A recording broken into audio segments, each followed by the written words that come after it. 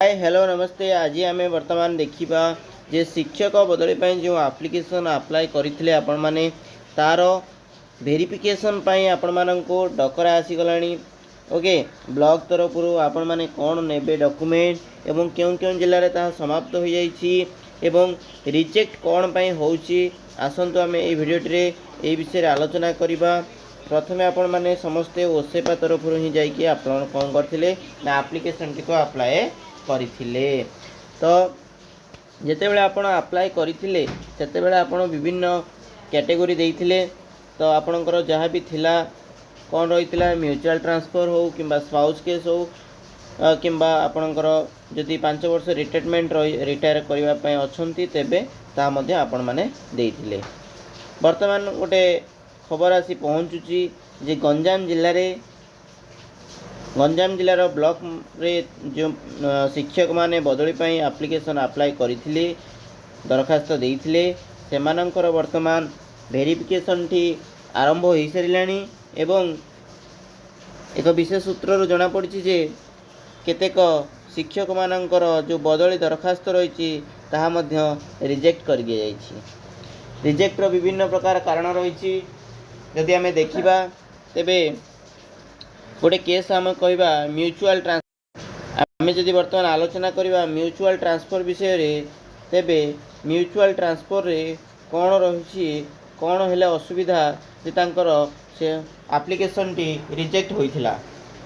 Reject हो जाइछि। वर्तमान म्यूचुअल ट्रांसफर रे कौन हुए ना आपण मानकर कास्ट सेम रही दरकार। अर्थात जड़े शिक्षक जदि जड़े शिक्षक एससी कैटेगरी बिलंग्स करुछंती एससी कैटेगरी बिलंग्स करुछंती एवं अन्य जड़े शिक्षक एससी कैटेगरी बिलंग्स करुछंती एवं से मानेकर अनुगुल डिस्ट्रिक्ट रे जॉब करुछंती एवं यही कैटेगरी डिस्ट्रिक्ट रे अर्थात ये गंजाम डिस्ट्रिक्ट रे जॉब करुछंती तेबे यही दुई टीचर को मध्य रे ट्रांसफर अर्थात म्यूचुअल ट्रांसफर हो जीवो। बट जदि अनुगुल रे सर्विस करुथिबा टीचर जनक एससी कैटेगरी रहिछंती एवं गंजाम रे सर्विस करुथिबा टीचर एसटी कैटेगरी रहिछंती तेबे सेमानंकर म्यूचुअल ट्रांसफर हेबो नाही। बुझी पारले ना बुझी पारलेनी। म्यूचुअल ट्रांसफर अर्थात आपण मानकर म्यूचुअल ट्रांसफर दुईटी जाक कैटेगरी आपण मानकर कौन रहिबा दरकार सेम रहितबा दरकार एवं आपण मध्य प्राइमरी टीचर होइतबा दरकार एवं अन्य टीचर जो जहाँ सहित आपण म्यूचुअल ट्रांसफर करेंगे से मध्य से भली आपण मानकर प्राइमरी टीचर होइतबा आवश्यक। जदि आपण रेगुलर होइचंती तेबे से टीचर मध्य रेगुलर होइतबा दरकार। आपण मध्य जे भली भाव रे आपण रेगुलर होइचंती आपण जहाँ सह म्यूचुअल करिवे से सार मध्य आपणकर कोन होइतबा दरकार ना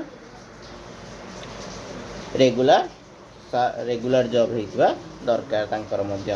तेबे आपण माने समस्ते unified automation system under S and M department को जाइए कि आपण मानकर कोन करिथिले ना एप्लिकेशन टी को अप्लाई करिथिले। ठीक अछि। जेतेबेले आपणकर वेरिफिकेशन पई डका जाउछि जेतेबेले आपणक पाखु आपणको वेरिफिकेशन पई डका जाउछि आपणक स्कूल ब्लॉक तरफ रो सेतेबेले आपण जो अप्लाई करिथिले एई पोर्टल रे अप्लाई करिथिले से जो नकलटी अर्थात से एप्लिकेशन फॉर्म टी को आपण को दवा पई पड़िबो। तापर आपण गोटे कंसोनेंट फॉर्म गोटे करिथिले। ओके, से कंसोनेंट फॉर्म टी को मध्य जेतेबेले आपण अपलोड करिथिले से फॉर्म मध्य दरकार। से फॉर्म टी को मध्य आपण को बीओ ऑफिस को लेकिन जावाई पड़ो एवं आउ गोटे आपण कौन करते ना गोटे डिक्लारेशन फॉर्म गोटे अपलोड करते मन अच्छी आपण मानकर से declaration form consent form with your application जितेबाला आप अप्लाई करते से समय गोटे प्रिंट बोली ऑप्शन लास्ट को आसूथिबो।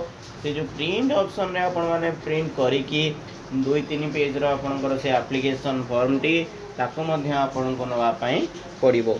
ये तीनोटी मुख्यतः ये तीनोटी आपण मानकर डॉक्यूमेंट रहिबा संगे संगे ଆପଣ ଯେଉଁ କ୍ୟାଟେଗୋରୀରୁ ବିଲଙ୍ଗସ୍ କରୁଛନ୍ତି, ଆପଣ ଏସି ହୁଅନ୍ତୁ କିମ୍ବା ଏସଟି ହୁଅନ୍ତୁ କିମ୍ବା ଜେନେରାଲ ହୁଅନ୍ତୁ,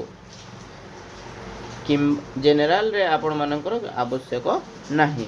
ଏସି ହୁଅନ୍ତୁ କିମ୍ବା ଏସଟି ହୁଅନ୍ତୁ କିମ୍ବା ଏସି ବିସି, ଯେହେତୁ ଆପଣ ଓଡ଼ିଶା ଗଭର୍ଣ୍ଣମେଣ୍ଟରେ ରହୁଛନ୍ତି ତ ଏସି ବିସି ସାର୍ଟିଫିକେଟ୍ ଦରକାର। ଆଉ ଯଦି ଆପଣ ସେଣ୍ଟ୍ରାଲ ଗଭର୍ଣ୍ଣମେଣ୍ଟ ପାଇଁ ହେଇଥିବେ ତେବେ ଓବିସି ସାର୍ଟିଫିକେଟ୍ ଆପଣମାନଙ୍କର ଆବଶ୍ୟକ। ଠିକ୍ ଅଛି। ତ ଏଇ ଯେଉଁ ରହିଲା ଏସି ସାର୍ଟିଫିକେଟ୍ ହେଉ, ଏସଟି ସାର୍ଟିଫିକେଟ୍ ହେଉ ଏବଂ ଏସି ବିସି ସାର୍ଟିଫିକେଟ୍ ହେଉ, ଏଗୁଡ଼ିକ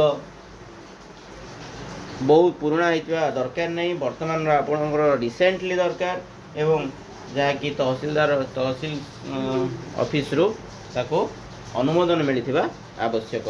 ଫେକ୍ ଡକୁମେଣ୍ଟ ହେଲେ ଆପଣଙ୍କ ନାମରେ କେସ୍ ମଧ୍ୟ ରୁଜୁ ହେବାର ସମ୍ଭାବନା ରହିଛି। ଠିକ୍ ଅଛି।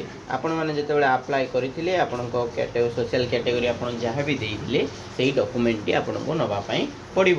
ଯଦି ଆପଣମାନେ ସେଇ ପୁରୁଣା ଡକୁମେଣ୍ଟଟି ନେଉଛନ୍ତି, ଯାହା ଆପ୍ଲାଏ କରିଦେଇଛନ୍ତି, ଆପ୍ଲିକେସନ୍ ଆପ୍ଲାଏ କଲାବେଳେ ଯେଉଁ ଡକୁମେଣ୍ଟଟି ଦେଇଛନ୍ତି ସେ ଡକୁମେଣ୍ଟ ନେବେ ଏବଂ ଯଦି ଆପଣ ନୂଆ ଡକୁମେଣ୍ଟଟି ଆଣିଛନ୍ତି ତେବେ ମଧ୍ୟ ତାକୁ ମଧ୍ୟ ସାଙ୍ଗରେ ନେଇକି ଆପଣମାନଙ୍କୁ ଯିବା ପାଇଁ ପଡ଼ିବ। ବୁଝିପାରିଲେ କ'ଣ କହିଲି? ତାପରେ ନେକ୍ସଟ କଥା ହେଉଛି ଆପଣମାନଙ୍କର ଯେଉଁ ବିଭିନ୍ନ ଡିଷ୍ଟ୍ରିକ୍ଟରୁ ବର୍ତ୍ତମାନ ଆସି ସାରିଛି କ'ଣ ଆମର ସେ ଯେଉଁ ଆପ୍ଲିକେସନଟି ଆପଣଙ୍କର ସଠିକ୍ ରହିଛି କି ନାହିଁ ତାହା ଦେଖିବା ପାଇଁ, ତାକୁ ସାଙ୍କସନ୍ କରିବା ପାଇଁ ପରବର୍ତ୍ତୀ କାଳରେ ଆପଣମାନଙ୍କର ବଦଳି ପ୍ରକ୍ରିୟାଟିକୁ ତ୍ୱରାନ୍ୱିତ କରାଯିବା ପାଇଁ ଆପଣମାନଙ୍କର ପ୍ରାୟ ଡିଷ୍ଟ୍ରିକ୍ଟରେ ବର୍ତ୍ତମାନ ଡିଷ୍ଟ୍ରିକ୍ଟ କହିବା ଆମେ ଯଦି ଦେଖିବା ଗଞ୍ଜାମ ଡିଷ୍ଟ୍ରିକ୍ଟରେ ଆସିଲାଣି ହେରି ଏବଂ ଆପଣମାନଙ୍କର ମୟୂରଭଞ୍ଜ ଡିଷ୍ଟ୍ରିକ୍ଟ ଯାହା ଜଣାପଡ଼ୁଛି ମୟୂରଭଞ୍ଜ ଡିଷ୍ଟ୍ରିକ୍ଟ ଏବଂ କେନ୍ଦ୍ରାପଡ଼ା ଡିଷ୍ଟ୍ରିକ୍ଟରୁ ବର୍ତ୍ତମାନ ଆସିଯାଇଛି। ଏବଂ ଆପଣମାନେ ଯେଉଁ ଡିଷ୍ଟ୍ରିକ୍ଟରୁ ବିଲଙ୍ଗସ୍ କରୁଛନ୍ତି ଆପଣମାନେ ମଧ୍ୟ କମେଣ୍ଟ ମାଧ୍ୟମରେ ଜଣାନ୍ତୁ କି ଆପଣମାନଙ୍କର ଡିଷ୍ଟ୍ରିକ୍ଟରେ ଏଭଳି ଆପ୍ଲିକେସନଟିକୁ ଯେତେବେଳେ ଆପଣ ଆପ୍ଲିକେସନଟିକୁ ଆପ୍ଲାଏ କରିଛନ୍ତି ଆପଣଙ୍କର ଭେରିଫିକେସନ୍ ପାଇଁ, ଡକୁମେଣ୍ଟ ଭେରିଫିକେସନ୍ ପାଇଁ ଆପଣଙ୍କୁ ନୋଟିସ୍ ଆସିଛି କି ନାହିଁ। ଯଦି ମୟୂରଭଞ୍ଜର ଟୋଟାଲ ଡିଷ୍ଟ୍ରିକ୍ଟରେ ଆମେ କହିପାରିବା ନାହିଁ, କିଛିଟା ବ୍ଲକରେ ଆସିଛି ଏବଂ ଆମେ କହି ରଖିଲୁ ଯେ କେନ୍ଦ୍ରାପଡ଼ାର ମଧ୍ୟ ସେଇଭଳି ଗୋଟେ ଦୁଇଟି ବ୍ଲକରୁ ଆସିଛି ଏବଂ ଆପଣମାନଙ୍କର ଗଞ୍ଜାମରୁ ମଧ୍ୟ ସେଇଭଳି ଗୋଟେ ଦୁଇଟି ବ୍ଲକରୁ ଆସିଛି। ଏଟାକି ଯେହେତୁ ବିଓ ଅଫିସରେ ହେଉଛି ତେଣୁ ଗୋଟେ ବ୍ଲକ ୱାଇଜ୍ ଆପଣମାନଙ୍କର ଶିକ୍ଷକମାନଙ୍କ ଡକାଯାଉଛି ଡକୁମେଣ୍ଟ ଭେରିଫିକେସନ୍ କରିବା ପାଇଁ। ସେଇଭଳି ଆପଣ ଯେଉଁ ଡିଷ୍ଟ୍ରିକ୍ଟରୁ ଏବଂ ବ୍ଲକରୁ ବିଲଙ୍ଗସ୍ କରୁଛନ୍ତି ଆପଣମାନଙ୍କର ଭେରିଫିକେସନ୍ ପାଇଁ ନୋଟିସ୍ ଆସିଲାଣି ନା ନାହିଁ ଆପଣ କମେଣ୍ଟ କରନ୍ତୁ ଏବଂ ଯାହା ବି ଡକୁମେଣ୍ଟ ଆପଣଙ୍କୁ ଚ୍ୟାନେଲ୍ ମାଧ୍ୟମରେ କୁହାଗଲା ନିଶ୍ଚିନ୍ତ ଭାବରେ ତାକୁ ନେଇକି ଯାଆନ୍ତୁ। Thank you for watching. ଯଦି ଭିଡ଼ିଓଟି ଭଲ ଲାଗିଥାଏ ତେବେ ଆପଣମାନେ ସବସ୍କ୍ରାଇବ୍ କରିବା ସହିତ ପାଖରେ ଥିବା ବେଲ୍ ଆଇକନ୍କୁ ଅନ୍ କରନ୍ତୁ ଏବଂ ସାଙ୍ଗମାନଙ୍କୁ ସେୟାର କରନ୍ତୁ। Thank you.